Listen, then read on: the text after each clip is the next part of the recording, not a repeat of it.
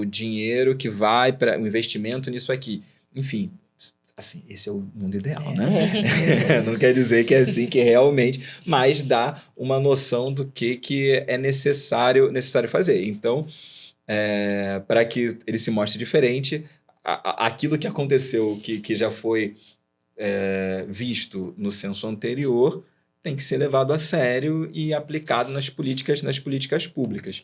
E a mesma coisa em relação à notificação de pessoas negras, né? O censo só vai mostrar aquilo que ele pode enxergar, né? Se ele chega numa casa para conversar com uma família e para saber se, de repente, né, entra ali na pergunta para saber se tem alguma pessoa naquela casa que já teve o diagnóstico de autismo, ele só vai anotar que tem ali se alguém ali conseguiu ter acesso a esse laudo.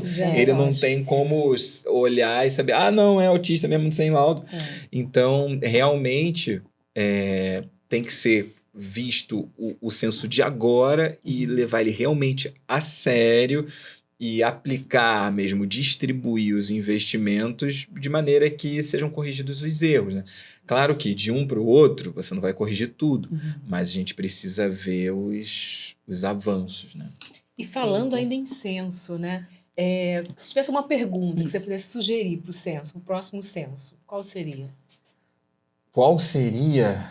Nossa, isso aí eu deveria ter pensado melhor, mas é porque tantas coisas, o censo ele tem muito, ele é bem abrangente, né? Eles vão soltando as pesquisas, tem aquelas majoritárias normais, né? Número da população, faixa de a renda familiar, os dados, esses dados assim são os que vêm primeiro, e depois esses outros que são de correntes específicas, como de relação de questões de saúde, vão vindo depois.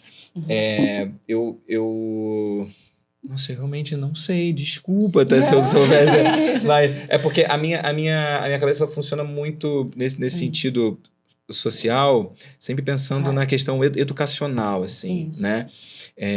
Porque, óbvio, a minha questão principal, em primeiro lugar, é a questão de raça. Porque eu passo isso, né, sem precisar pensar nisso, as coisas já tá passando comigo. Mas para que algo em relação à raça melhore, eu só vejo a educação como um meio. O que eu acho é que, de repente, isso poderia ser feito pelo censo, ou então por uma eleição, não sei que tipo de coisa que poderia ser feita, é perguntar se em que você ter para as pessoas assim, educação, saúde, infraestrutura, saneamento básico, enfim, para onde você gostaria que fosse a maior parte dos seus impostos? De repente que você mostrasse para que lugar, aquilo ali, aquela pessoa, para a gente pelo menos, não que aquilo fosse seguido, mas que a população, que a gente visse onde está a maior preocupação da população. Porque, às vezes, para uma determinada região, por exemplo, se você for em alguns lugares no Ceará, você vai ver que a questão educacional, quando você vê até pelo Enem, que eles avançaram muito na educação pública, por exemplo. Então, de repente, a educação não vai ser a primeira coisa que vai aparecer como a primeira necessidade para investir mais. De repente, saúde, não sei. Em outros lugares, se você for no Rio de Janeiro, vai ser diferente. E assim, transporte, ou enfim, várias coisas vão surgir. Mas acho que deveria existir uma participação maior da população nesse processo de pelo menos uma porcentagem do orçamento, assim, que a gente pudesse ter uma gerência maior, né? E de repente isso poderia vir pelo censo.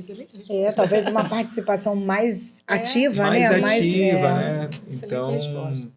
Você falou muito da sua dificuldade na escola, né? Como foi difícil. Foi. Ainda mais, você era muito inteligente, né? É muito inteligente. Busco ser. Me diz uma coisa, como foi ser uma criança negra, neurodivergente, sem saber que era também neurodivergente? Hoje eu vejo que as duas coisas se somavam, né? Porque já existia um olhar diferenciado para mim, porque eu era uma criança negra de classe média estudando numa escola particular considerada de elite na região que eu morava, né? Então, isso me transformava num dos únicos negros da escola. Uhum. E aí, não, tinham outros, mas tem outros fatores, né? Como a gente falou assim, tipo, eu era neto de pessoas famosas. Então, tipo, as pessoas falavam, aquele ali! Então, tava sempre sendo apontado. Então,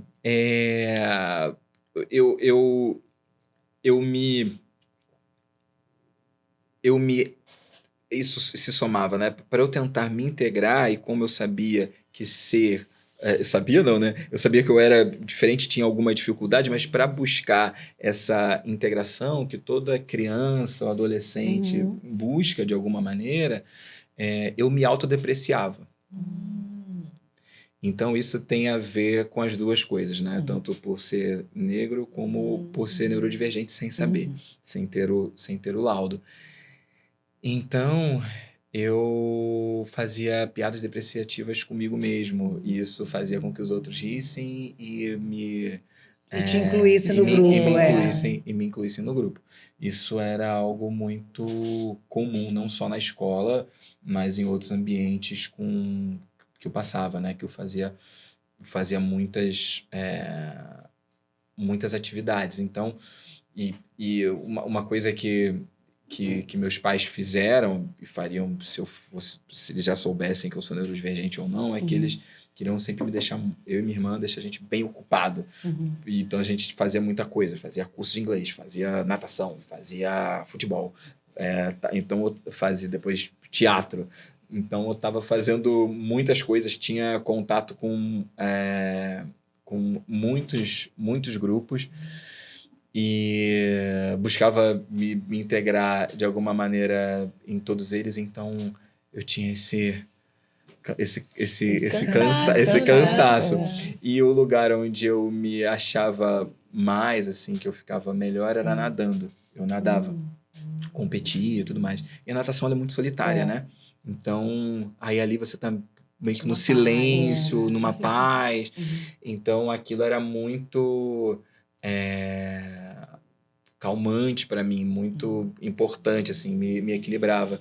E é algo que eu faço até hoje e que é importante essa coisa, porque aí eu tenho a contagem, aí eu tenho